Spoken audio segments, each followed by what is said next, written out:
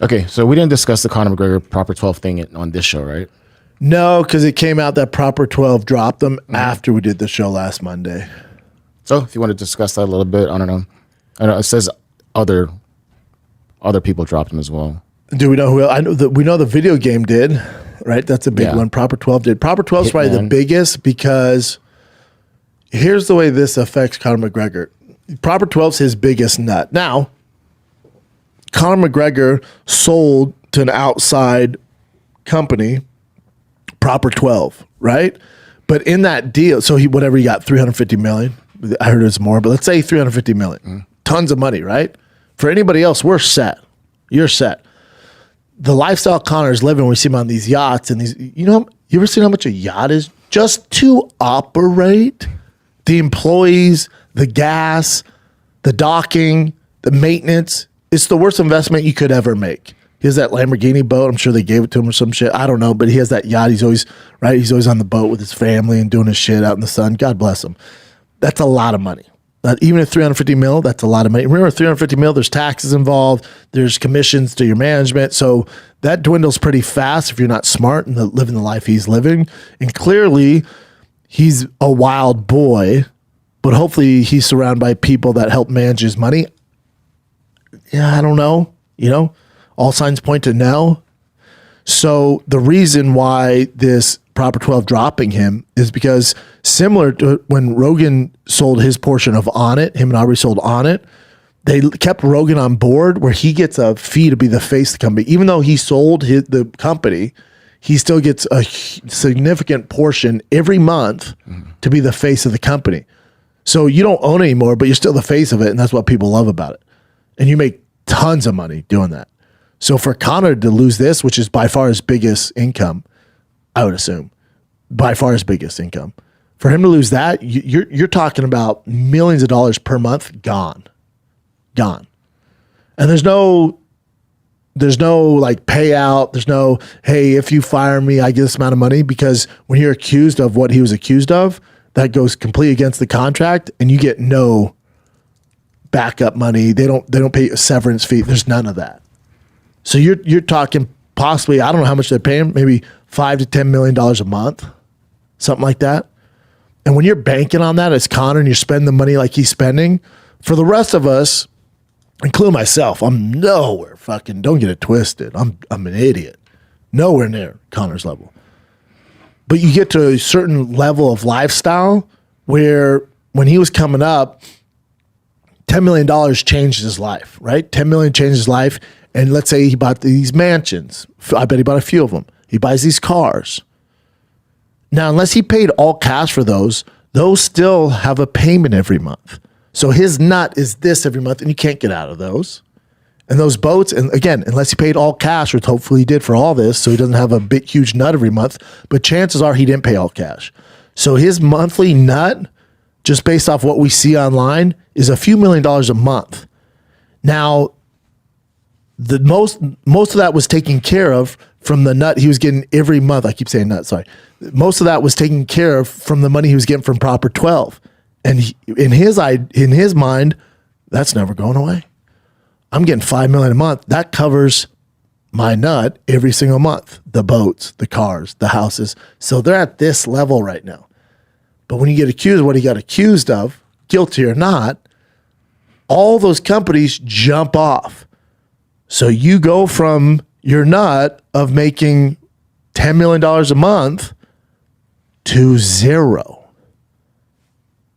But the government, with your taxes and your mortgage payments on multiple houses and those yachts that you leased or bought and those cars that you lease or have car payments on, or your kid's private school, or Dee's whatever monthly payment you pay to her for shopping and whatever, or the housekeeper, or the mom, and then your parents' house, you start adding that all up, his monthly income just per month was up here, man. That's what he was used to. And when those sponsors go away, you don't have an answer for that. And it's a real problem. When you watch that 30 for 30 going broke on NBA, NFL, the issue is, and Conor should have been different. I don't know. Hopefully he is. But I'm just saying from a general perspective, the reason why professional athletes, they go broke within 3 years of retiring is because they're making this certain amount of money when they're in their prime, whether it's 10, 20, 30, $40 million a year. And they're spending money, they're making investments on houses, on cars, whatever, like they're going to make 20 to 30 million every year for the rest of their life, and they're not. So when they retire, unless they come up with other ways to make money, whether they invest in whatever it is, stocks, crypto, some can invest in cars, that's a tricky one, but real estate, you see a lot of guys with restaurants, unless they're smart with their money where they're getting that monthly income or properties, right? Unless they're getting that income, all that goes away. But again, you're signing a 30-year deal with the bank to pay for that house. And they're under the impression that you're going to have that money. So again, unless you're paying all cash so you don't have those payments, you're kind of fucked. So this is why when I saw that with Conor, like the video game, I went, all right, this is probably just a side project. That's not a big deal. The movies, it's good money, but still proper 12, dude. You're set. When I saw it, I went, oof. Not to mention his lawyer fees. He has like the top defense lawyer in all of Ireland. I mean, you're talking hundreds, millions of dollars, millions, straight up millions. And the appeals, that's millions.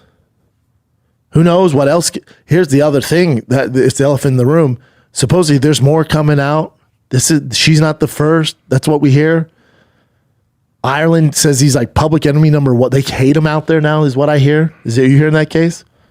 Yeah. Like in America, it's like, I think because we went through the whole cancel culture and woke bullshit and like good people got canceled. Like when we hear that here, we're kind of like, oh, here we go again, right? It's not that big of news here for good or bad. But in Ireland, it's on like every station out there. He can't walk anywhere without paparazzi. Here, it's not. Hey, sorry, Ireland. Sorry, Europe. Like, we just don't. I'm not saying it's right. It's just not a thing here. The American audience isn't that familiar with what's going on with Conor, how bad it is, and how bad his public image has suffered in Ireland. We don't know. I hear it from like P.T. Carroll or maybe Luke Thomas interview somebody, or I'll deep dive into some random investigative journalist who has a podcast on Ireland, and the stuff they're saying, you would think he's fucking P. Diddy out there. But in America, and I don't know if P. Diddy's a big deal out there. Maybe they don't. Maybe that's. I hate to put Conor in that box, but like P. Diddy here, we're like, oh my, that guy fucked, right? Like, ain't nobody wearing a Sean John velour suit. But if you saw a Conor McGregor fight kit at Air One, no one's in general, that you're like in it like we are in general, like, oh, like cool, that's a Conor McGregor fight kit. You're not thinking, it's not like wearing an O.J. Simpson jersey when he's on trial for murder. That'd be wild. Rocking an OJ jersey when he's on trial for murder, or Aaron Hernandez, you'd be like, oh, that guy's insane. So I'm sure right now, rocking a Conor McGregor fight kit or a shirt out in Dublin, people are like, are you out of your fucking mind? But in America, you could wear it, and you might get comments. I doubt it. I don't think so. The people I talked to had no clue. It's like muddy to I don't get it. It's gonna be interesting to see what, because the UFC is always good about, they don't make comments on anything, nothing, ever. It has to be so bad before they're finally like, yeah, they're looking into it. They're very general, And this one's it's I don't know. And also, you have a big pay-per-view this weekend. Now you don't have John Jones, you don't have Izzy. You don't have, Max Holloway. You don't have these huge names, Makhachev. You don't have these massive names on it. So I don't know what kind of media traction they're going to get, but it is at T-Mobile Center. But again, the UFC does a good job of filtering in, kind of like when Biden was the president. Remember when they do those press conferences? They would choose who would ask questions, then they'd have the questions before. The UFC does the same thing. You ain't getting no Luke Thomas, Ariel Helwani. Because if you put Ariel on that bitch, I wish they would. You put Ariel or Luke Thomas or Pete Carroll on that bitch, like some real journalists. First question, please. What do you have to say about Conor McGregor getting accused of sexual assault in a court of law? What's your plan with him? Is he still associated with the company? Is he going to fight next year? Do you have anything to say for it? That would be those real ass dudes. That'd be their first question. I will go on a limb here. I bet with the current establishment, the current journalists they have, you're getting none of that. You're getting a quick question. If Chris Weidman wins this, what? Nothing? No. You're not going to get, and it's a shame. It's a shame. But again, that also is one of the reasons it's not big here at all. It's just not a thing here. UFC's making sure that's our guy. That's our fucking guy. Suppress it all the way down here. You don't want to say nothing about it? Nothing? Now, if Conor wasn't smart with his money, I will guarantee you guys, you get Conor McGregor versus Jake Paul in a boxing match. Before this came out, I'd be like, you're out of your mind. There's not a chance Conor does it. But if he's living that fast life where he's a fast boy, and usually fast boys aren't the smartest with their money, and they're not surrounded with good people around him, which is part of the reason he's in this whole mess. He probably had some idiots around him. No one's holding him accountable. That's what happens. And it's such a shame. Such a shame. But when you don't have those people around you to help you navigate this crazy world at his level of fame and the level of money he's getting, you're making some bad choices. I would highly doubt he's that smart with his money. You got to start doing a little bit of strange for some change. And that little bit of strange is some Jake Paul, Conor McGregor. So I don't know what the odds are of Jake and Conor fighting, but if more stuff comes out, and you can do a lot. You can do a lot and the UFC won't cut you. You can do a lot. And I love the UFC. You can do a lot, man. And they're like, oh, whatever. UFC 227, John Jones. You're like, I just saw a video of him beating his wife. So I was like, fuck it. You can do a lot. War Machine tried to murder a lady. And they're like, all right, we'll let him go. You know, there's some dark shit in the UFC, in the Real Housewives of the UFC. There's some dark John Jones stuff, War Machine. Phil Baroni killed a lady. Did you get any info on that when that all went down? Does anyone know about that? That's so long after he left, though. Still, though. Yeah. That's what, Phil Baroni was the man. But there's some darkness with these cage fighters that we all want to forget. You got to go so overboard before the UFC dissociates with you, especially if you're Conor McGregor. But at some point, if more stuff comes out and they force their hand, which, again, if I'm a betting man, I bet you more stuff comes out and the UFC's have no choice. They can't fight him anymore. They can't. You can't. They have board members. You can't. The TV deal, you don't think they're aware of it? Of course they are. They're like, oh, no. Remember they're dangling that Conor McGregor carrot? Oh, yeah. That carrot is black now. We can't eat that carrot. That carrot went bad. So you can't dangle that carrot anymore.